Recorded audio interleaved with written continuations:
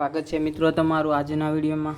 તો આજે આપણે જોઈશું મધ્યકાલીન ગુજરાતી સાહિત્યના એક સાહિત્યકાર એટલે કે નરસિંહ મહેતા। તો નરસિંહ મહેતાનો જન્મ કે જન્મ એમનો થયો હતો 15મી સદીમાં 1414 થી 1480। જન્મ સ્થળ તો કે નરસિંહ મહેતાનું જન્મ સ્થળ તળાજા વડનાગરા નાગર બ્રાહ્મણ કુટુંબમાં થયો હતો। માતા અને પિતા તો કે દયાકોર માતા અને કૃષ્ણદાસ એમના પિતાનું નામ હતું। પત્ની તો કે માણેકબાઈ નરસિંહ મહેતાના પત્નીનું નામ હતું। પુત્ર તો કે પુત્રનું નામ હતું શામળ અને પુત્રીનું નામ હતું કુંવરબાઈ। બિરુદ તો કે નરસિંહ મહેતાને મળેલા બિરુદોમાં ભક્ત કવિ, આદિકવિ, આદ્ય કવિ અને નરસૈયો આવા બિરુદ નરસિંહ મહેતાને મળેલા।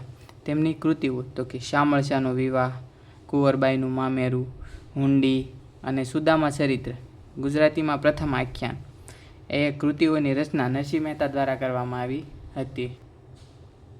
પ્રિય છંદ તો કે ઝૂલણા છંદ સાહિત્ય સ્વરૂપ પદ અને પ્રભાત્યની રચના નરસિંહ મહેતા કરતા, જે એમના પદ અને પ્રભાત્ય ખૂબ જ પ્રખ્યાત છે। જાણીતી પંક્તિ કે પદો તો કે જાગને જાદવા કૃષ્ણ ગોવાળિયા, તુજ વિના ધેનુમાં કોણ જાશે રે, અખિલ બ્રહ્માંડમાં એક તું હરી, પ્રેમરસ પાને તું મોરના પીછ ધર, તત્વનું ટૂંપણું તુચ્છ લાગે, વૈષ્ણવજન તો તેને કહીએ, ભોળી રે ભરવાડ। આ એમની પ્રખ્યાત રચનાઓ પદ રચનાઓ છે।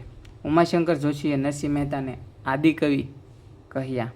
ગુજરાતી ભાષાની પ્રથમ બોલતી ફિલ્મ નરસિંહ મહેતા છે। નરસિંહ મહેતા સાહિત્ય નિધિ ટ્રસ્ટ જૂનાગઢ દ્વારા નરસિંહ મહેતા એવોર્ડ ઈસવીસન 1999 દર વર્ષે શ્રેષ્ઠ સાહિત્યકારોને આપવામાં આવે છે। પ્રથમ એવોર્ડ તો કે 1999માં રાજેન્દ્ર શાહને, ત્યારબાદ 2016માં જલન માત્રી, 2017 દલપત પઢિયાર અને ગુલાબ મોહમ્મદ શેખ, 2018માં વિનોદ જોશી અને 2019માં ખલીલ ધન તેજવીને નરસિંહ મહેતા એવોર્ડ આપવામાં આવે। તો કે આ એવોર્ડમાં 1,51,000 રૂપિયાની ધનરાશિ અપાય છે। વર્ષ 2013થી પૂજ્ય મોરારી બાપુના હસ્તે શરદ પૂનમના દિવસે આ એવોર્ડ આપવામાં આવે છે। નરસિંહ મહેતા યુનિવર્સિટી 2015માં એમની સ્થાપના કરવામાં આવી। જો મિત્રો વિડીયો પસંદ આવે તો લાઇક, શેર અને આપણી ચેનલને સબસ્ક્રાઈબ કરવાનું ભૂલશો નહીં। મળતા રહીશું આવા જ નવા વિડીયો સાથે।